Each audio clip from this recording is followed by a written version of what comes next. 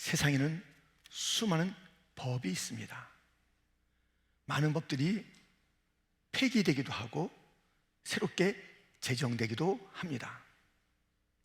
이런 법은 참 좋은 법이야, 악법이야 하는 것이 있지 않습니까? 그런데 오늘 본문에는 최고의 법이 있다라고 말하고 있습니다. 8절 하반절에 보면 최고의 법을 지키면 잘하는 것이거니와, 최고의 법이 있대요. 견줄 수 없는 그런 법, 바뀌지 않는 최고의 법이 있다는 것입니다. 이 법은 지켜야 옳겠지요. 최고의 법, 하나님께서 말씀하신 최상의 법, 바뀔 수 없는 법인데 하나님의 이 최고의 법을 어기고 살 수 있겠습니까? 순종하면 또 얼마나 좋겠습니까? 최고의 법, 우리는 오늘 이 최고의 법이, 영원한 최우선의 최상의 이 법이, 엑셀런트 이 법이 무엇을 하지 말라는 것이며 무엇을 하라는 것인지 함께 살펴보고자 하는 것입니다. 최고의 법이 하지 말라는 것이 있습니다. 첫 번째, 사람을 차별하지 말라. 이것이 하지 말라는 것입니다. 사람 차별하지 말라. 많은 사람들은 그 사람의 배경이 어떤지, 가진 것이 무엇인지, 아니 얼마나 학식이 있는지, 가문은 어떻는지 등등을 가지고 그 사람을 판단합니다. 그것이 차별이래요. 차별하지 말라. 오늘 계속 말씀하고 있어요. 여러 절을 보면 1절에도 사람을 차별하여 대하지 말라, 4절도 너희끼리 서로 차별하며 악한 생각으로 판단하는 자가, 9절에 만일 너희가 사람을 차별하여 대하면, 사실 이 체벌이 더 나아요. 체벌, 맞는 게 더 나아. 이 체벌이라는 것은요, 무슨 이유가 있잖아요. 뭐 잘못했으니까는 거기에 따른 체벌을 한다 이거예요. 근데 이 차별은 견딜 수가 없어요.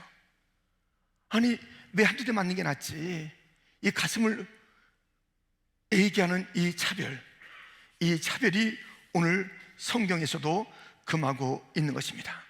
우리는 이민자로서 얼마나 많은 차별을 느끼기도 했고 당하기도 했습니까? 차별은 어느 시대 어느 상황이나 이게 사라진 문제는 아닙니다. 미국의 역사도, 민주주의가 발달됐다는 이 미국의 역사도 이 차별 문제가 다른 나라보다 심하면 심하지, 아니 노예, 해방, 이게 어디서 온 거예요? 차별에서 온 거 아닙니까? 뿌리라는 아주 오래된 드라마 기억나죠? 그 뿌리가 무엇이에요? 킨타쿤데라는 그 흑인 청년이 노예로 끌려와서 그 노예의 참상을 바라보는 그 시각으로 얼마나 차별이 미국 안에 만연해 있는가를 고발한 그런 드라마이기도 합니다. 아브라함 링컨도 이 차별 문제를 다뤘고요, 마틴 루터 킹 목사도 차별 문제를 향하여 외치다가 그렇게 죽음을 당한 것입니다. 그의 유명한 이야기, 꼭 30년 전 이야기입니다. 1963년도에 있었던 워싱턴 자유대행진에서 그가 외쳤던 I have a dream, 그 한 대목을 보겠습니다. 100 years later, the life of the Negro is still sadly crippled by the manacles of segregation and the chains of discrimination. 100 years later, the Negro lives on a lonely island of poverty. I have a dream that one day this nation will rise up and live out the true meaning of its creed. We hold these truths to be self-evident, that all men are created equal.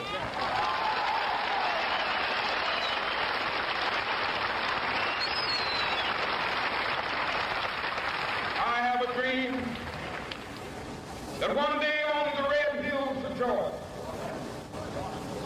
sons of former slaves and the sons of former slave owners, will they be able to sit down together at the table of brotherhood? I have a dream. 그 꿈은 차별이 없는 세상을 살고 싶다는 거예요. 충분히 차별을 받았으니 내 자녀들은 차별이 없는 그 세상에서 살아가는 것이 꿈이라고 외치면서 차별 없는 세상을 외치고 또 외치고 함께 환호하고 환호했지만 많이 개선도 됐다, 이 부분은 얼마나 좋은가 하는 일들도 있고 법으로도 이 차별을 금지하는 일들이 있지만 현재 공권력이나 사회 전반에 계속 스며 있는 이 차별의 문제가 해결된 것일까요?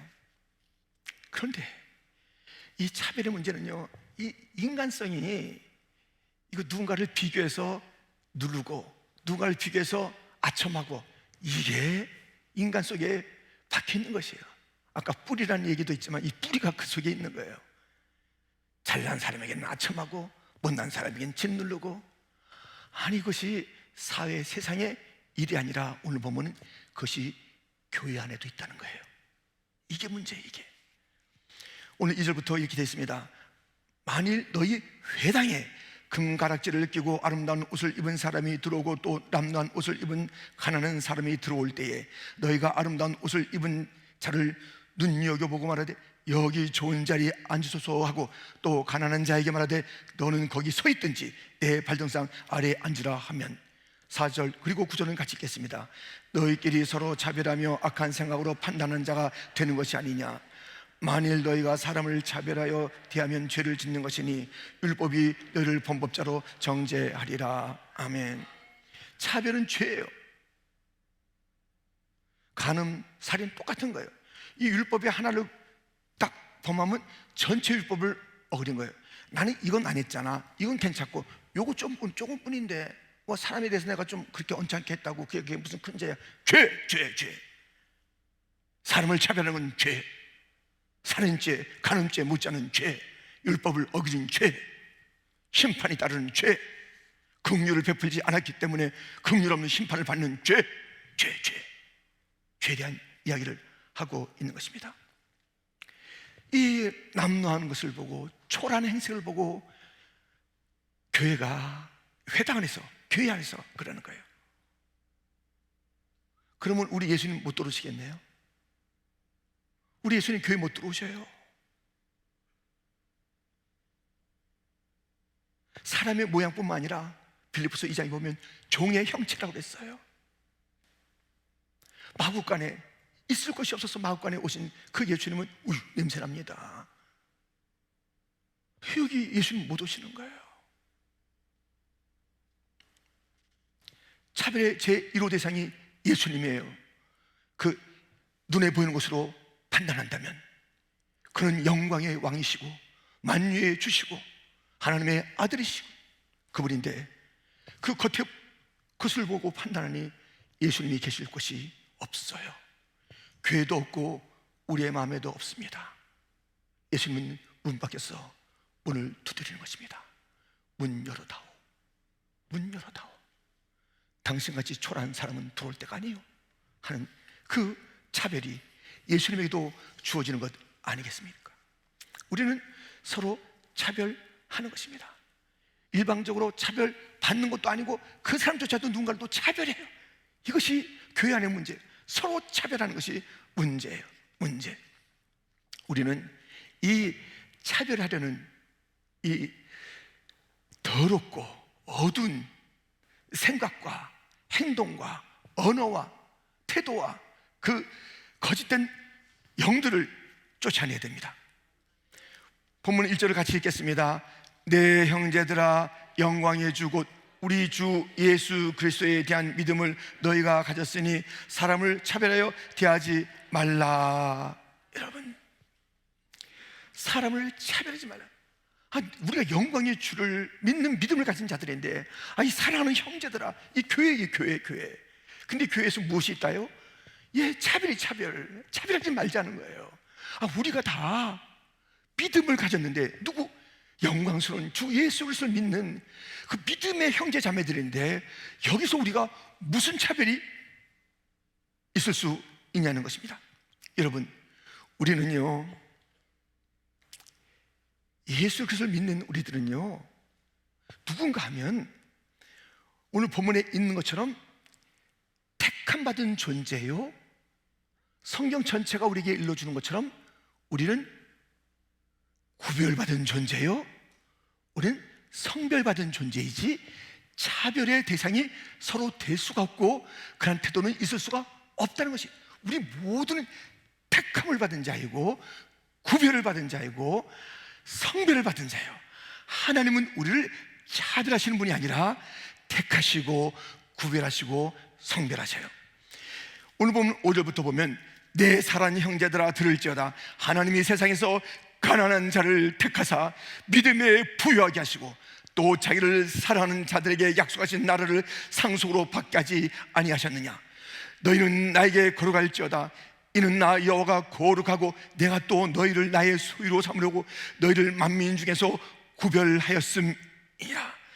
에레미야 1장 5절은 같이 읽겠습니다. 내가 너를 모태에 짓기 전에 너를 알았고 내가 배에서 나오기 전에 너를 성별하였고. 아멘. 여러분, 우리 주님은 우리를 구별은 했어요. 성별은 했어요. 택했어요. 차별하지 않아요. 그래서 이 교회 안에 있는 모든 무리들은 그 하나님의 택함 받은 자, 구별받은 자, 성별받은 자가 모임이 여기에요. 함부로 누구를 판단하고 함부로 누구를 차별해요? 그를 그 자리에 있게 하신 이가, 그를 함께 예배드리게 하신 이가 누군데요? 그 이름을 뭐라고 하는데요? 택한 자야, 구별된 자야, 성별된 자야. 세상에서 주님께서 구별하여 불러 모아주신 그 이름, 우리 모두의 이름입니다.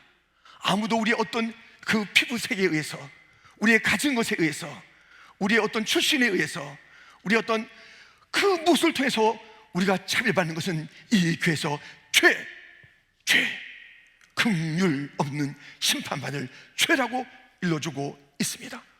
믿음을 가진 자가 차별의 눈으로 사람을 바라본다, 있을 수가 없다는 것입니다.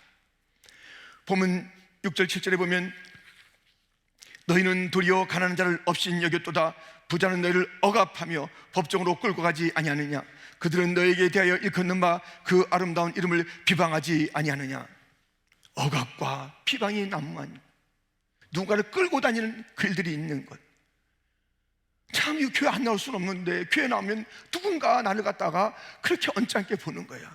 너 따위가 뭐야? 너 왜 왔다 갔다 하는 거야? 그런 옷 입고, 아이고, 그런 살림 주제에 등등으로 차별의 시각. 어느 누구도 우리는 차별할 수 없고 차별받을 수가 없는 것입니다. 교회는 어둠 속에서 빛으로 구별된 존재인 것입니다. 얼마나 아름다워요. 우리 하나님은요, 그 각기 종류대로 있는 것을 좋아하세요. 이게 차별이 아니잖아요. 각기 종류대로 진화론이 아니에요. 하나가 쭉 왔다 갔다 하다가 뭐 성장하고 발전하고 진보하고, 이것이 아니에요. 주님은 종류대로 지어놨어요. 중간에 어떤 진화의 존재가 인간이 아니에요. 그리고 주님께서 창세기 1장부터 이 종류대로 존재하는 것을 보시고서 보시기에 좋았더라 그래요. 이 구별은 너무나도 주님께서 기뻐하시는 방식 중에 하나인데, 우리를 구별하여서 이렇게 바라보시면서 너무 기뻐하시고 너무 사랑스럽게 여기는, 아무도 거기서 제외되지 않는 이 최고의 법이 우리에게 일러주는, 차별하지 말아라, 구별된 존재들이란다. 내 시각으로 서로 바라봐야 된다. 말씀해 주시는 교회 안에 그 시각들, 우리는 차별의 시각이 아니라 구별받은, 성별받은, 택함받은 존재, 나도 너도 스스로에 대해서도 우리가 자신감을 가져야 돼요. 상대방에 대해서 존중감을 가져야 돼요. 한 사람 한 사람 주님의 손길이 닿은 아름다운 작품이라고요. 우리는 얼마나 조심스럽고 존중하며 존경하며 우리가 그들을 대해야 될지. 하여튼 그것이 가득 있어야 돼요. 우리가 좀 바빠서 그렇지 사랑하며 존경하며 존중하면 이 좀 수식을 좀 붙여야 돼. 누구한테 말할 때 그렇게 붙여야 될 존재들이에요. 거룩하게 구별받은 성별된 누구누구시여, 이렇게 좀 우리가 수식을 해야 되는데 비로소 말은 못한다 할지라도 그 안에 그 정신을 가지고 존중과 성별의 그 아름다운 그 마음을 품어서 대하는 일들이 있어서 나는 세상에서 치이고 세상에서 차별받았는데 교회 안이 너무 따뜻하다. 교회 안에서는 그 차별이 물러가기를 나는 예수의 이름으로 명하노니 우리 교회 가운데 차별은 물러갈지어다. 그렇다면 이 최고의 법이 하지 말라는 것은 사람 차별, 하라는 것이 있습니다. 반드시 해야 되겠죠. 그것은 무엇이냐면 두 번째 살펴볼 이웃 사랑입니다. 8절 말씀 같이 읽겠습니다. 너희가 만일 성경에 기록된 대로 내 이웃 사랑하기를 내 몸과 같이 하라 하신 최고의 법을 지키면 잘하는 것이거니와. 아멘. 아멘. 이 사랑, 이웃 사랑이라고 했습니다. 근데 지금 이것은 그 이웃이라는 것은 우리가 보편적인 그런 모든 사람을 우리가 그 범주 안에 넣을 수 있죠. 물론 이웃이 넓은. 근데 지금은 한 장면 속에서의 이야기가 성경에도 있지 않습니까? 그렇다면 지금 이 교회 안에서 차별이 있는데 이웃, 이것을 우리가 믿음의 형제 자매들로, 아니 사실 이 서로 사랑하는 이 계명은요, 믿음을 가진 자들의 서로 사랑하라는 그것을 주님께서 강조하고 또 강조하셨어요. 요한복음 13장 34절부터 보면 새 계명을 너희에게 주노니 서로 사랑하라. 내가 너희를 사랑한 것 같이 너희도 서로 사랑하라. 너희가 서로 사랑하면 이로써 모든 사람이 너희가 내 제자인 줄 알리라. 요한복음 15장 12절은 같이 읽겠습니다. 내 계명은 곧 내가 너희를 사랑한 것 같이 너희도 서로 사랑하라 하는 이것이니라. 아멘.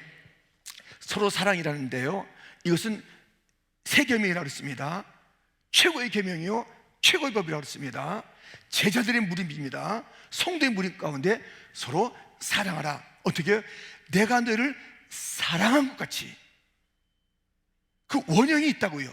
사랑의 그 원래 그 모델이 있다고요. 그 모델, 눈으로 보는 것이 아니라 그 사랑을 우리가 받았다고요. 이걸 우리가 몰라요. 우리가 이거 몰라. 그래서 우리가 내가 사랑받는 존재인지 그 사랑이 내게 있는지를 모른다니까요.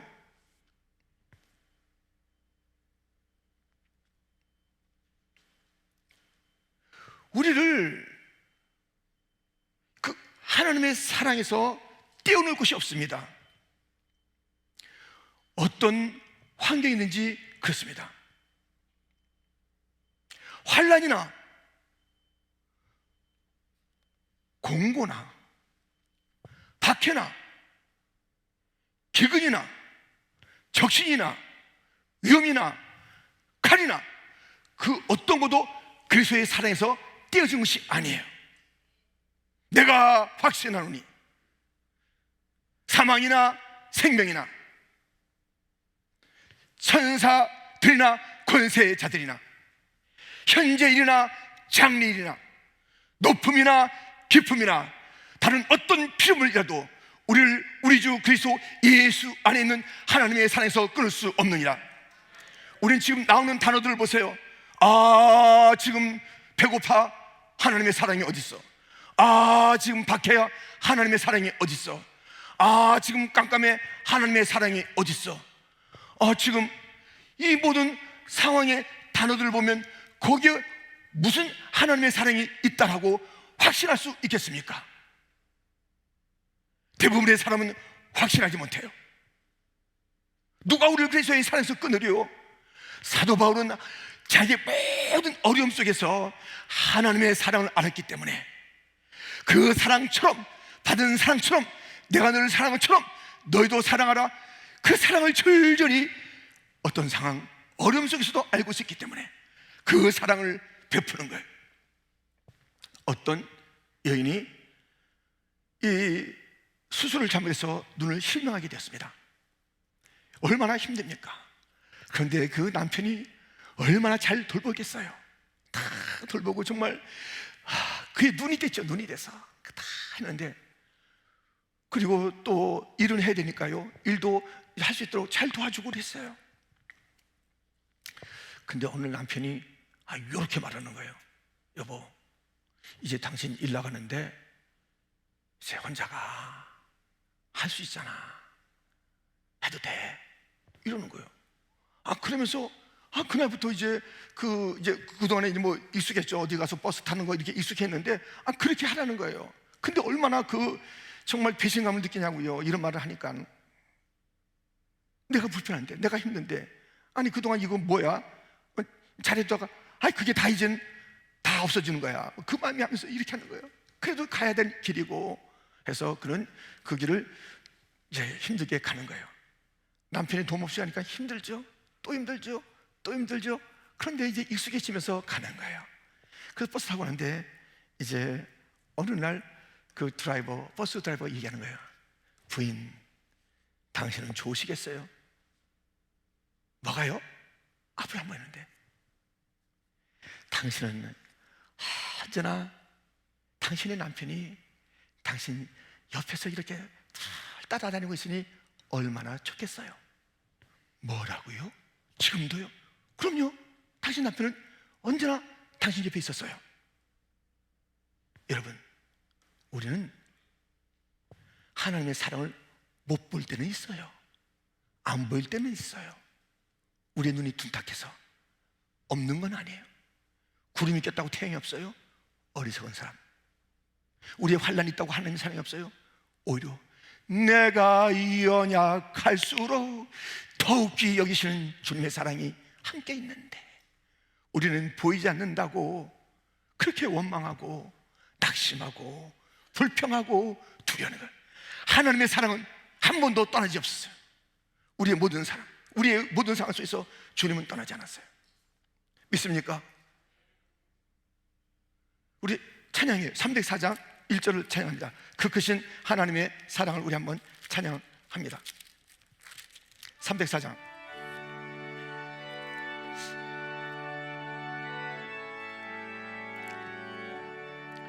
그 크신 하나님의 사랑 말로 다 형용 못하네.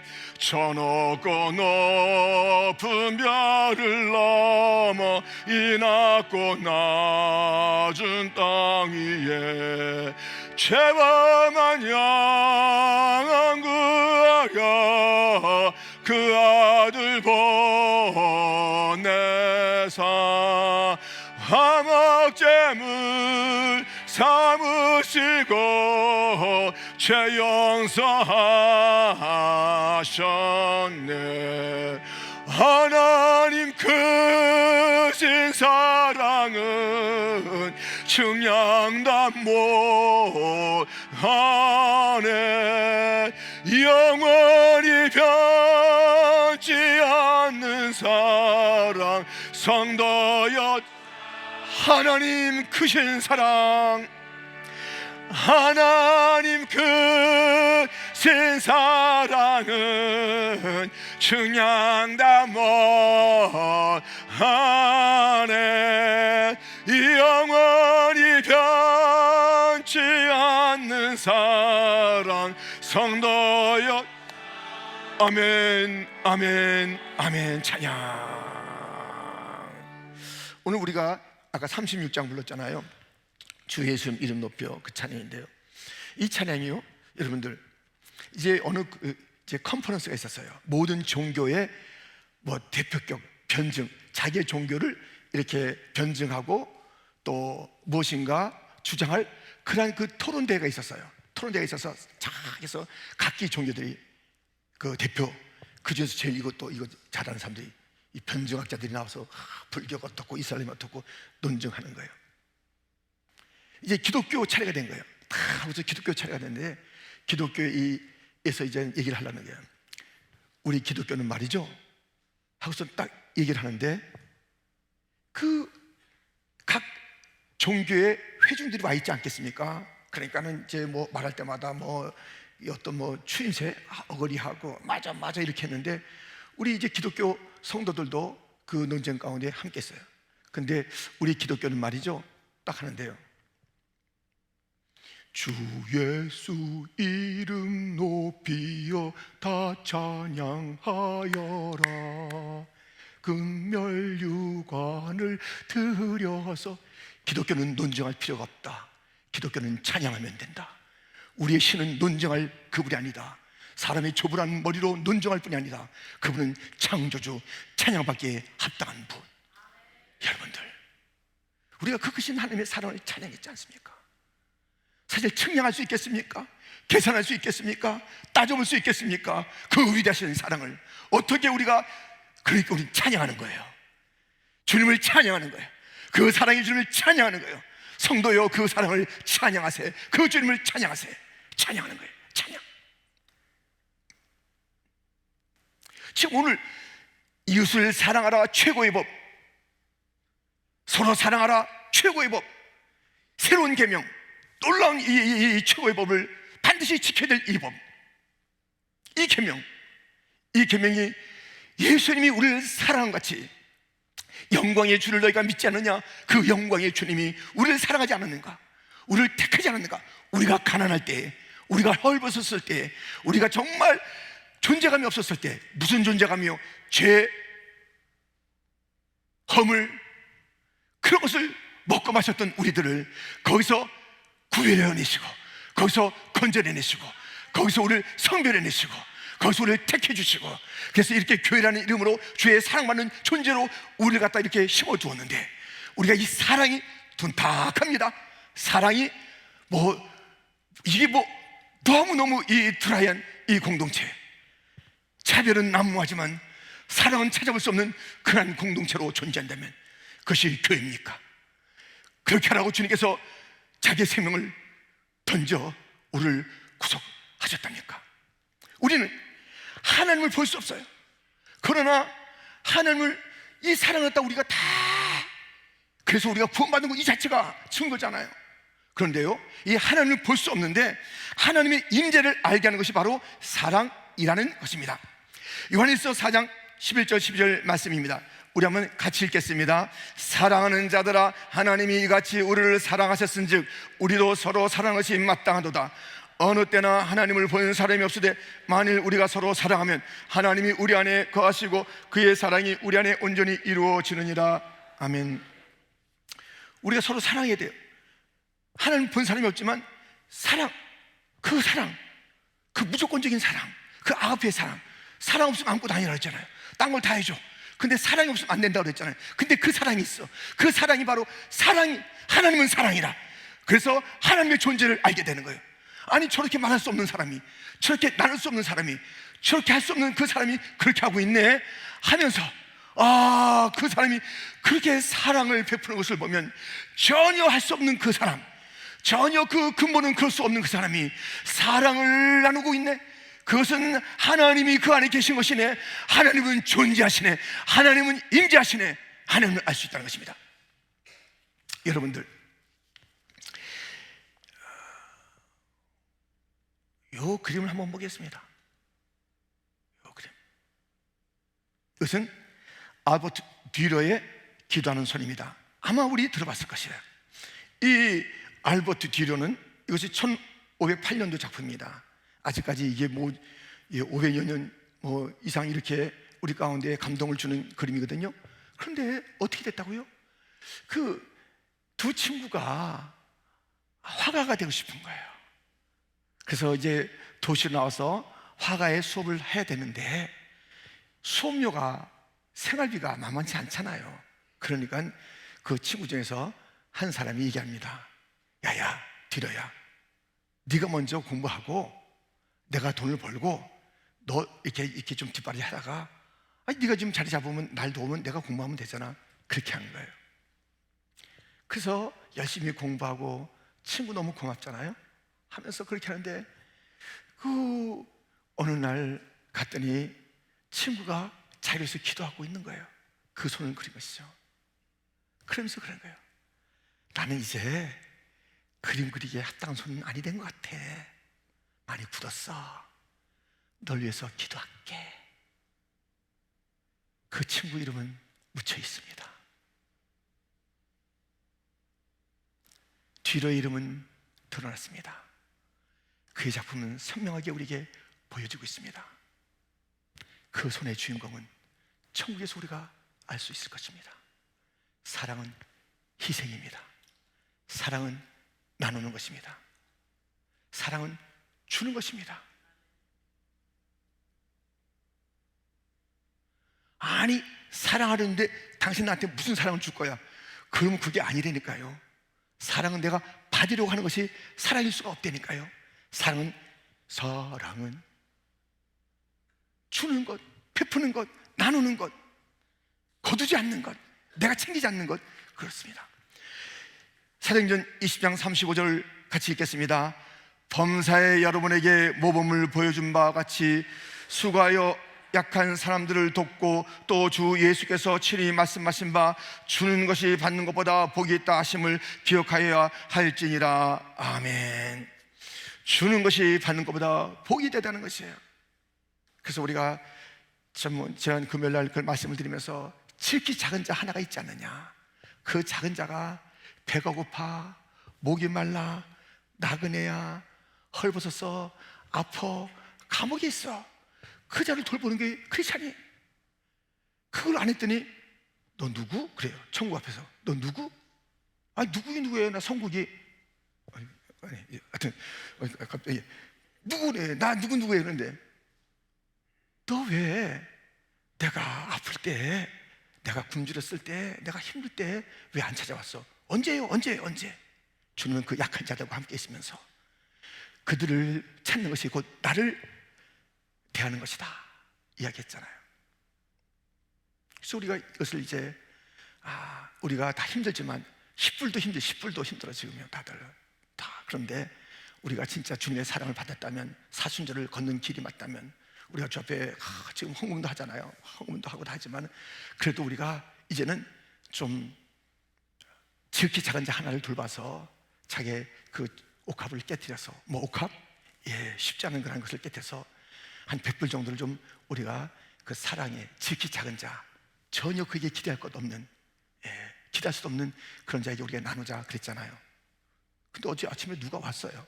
누가 오더니 목사님, 그 어제 좀 지극히 작은 자 한 사람을 돌보라는 그 말씀에 감동을 받았습니다. 지극히 가난한 자 100사람을 도와주세요. 10,000불 가져왔어요. 그렇게 한 사람 돕기도 힘들고, 야 이거 내가 이 100불 내가 왜 얘기했나 이거 다들 힘든데 왜 얘기했나, 그럴 정도로 제가 좀 여러분들의 삶이 힘든 데인데 누군가는 100사람을 도와줬으면 좋겠습니다. 지극히 작은 자 한 사람을. 여러분, 우리가 예수님의 사랑을 받았다고요. 하늘의 보좌를 버리고 오신 그 사랑이 없었으면 십자가 끝까지 졌겠어요? 중간에 포기하지. 사랑이 없으면요 우리 중간에 다 그만두는 거예요. 사랑이 있으니까 그 평생 누워있는 아내를 갖다가 등창 나지 말라고 해주는 그 사랑이 있으니까 그래요. 하다 보면 그 얘기를 갖다 누가 들었어요? 너무 남편이 잘 돌보다가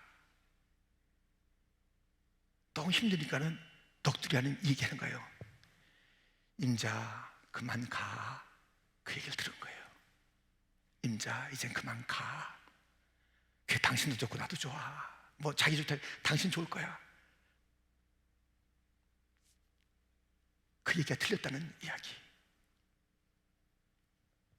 여러분, 사실 누가 이제 하루 이틀 하더라도 그 병치레 해주기 힘들어요. 근데 묵묵히 몇 달, 몇 년 한 분 보면 사랑 아니면 못해. 사랑 아니면. 과연 우리의 그런 사랑이 있을까? 내 생명까지 바칠, 친구를 위하여 생명을 주는 것이 가장 큰 사랑이다. 사랑에 주는 것의 절정은 생명이다. 주님이 보여주셨는데 우리는 그런 사랑이 과연 있을 것인지, 내 성도를 위해서 줄 수 있는 그런 사랑이 내게 도대체 있는 것인지, 그렇지 않다면 나는 도대체 누군지, 무엇하러 우린 같이 모여 있는 것인지, 저 사람은 누구고 나는 누구길래 같이 예배를 드리고 있는 것인지, 같이 천국 간다고 그렇게 천연덕스럽게 말하고 있는 것인지, 우린 누군가요? 사랑이 없다면. 기도하겠습니다. 하나님 아버지,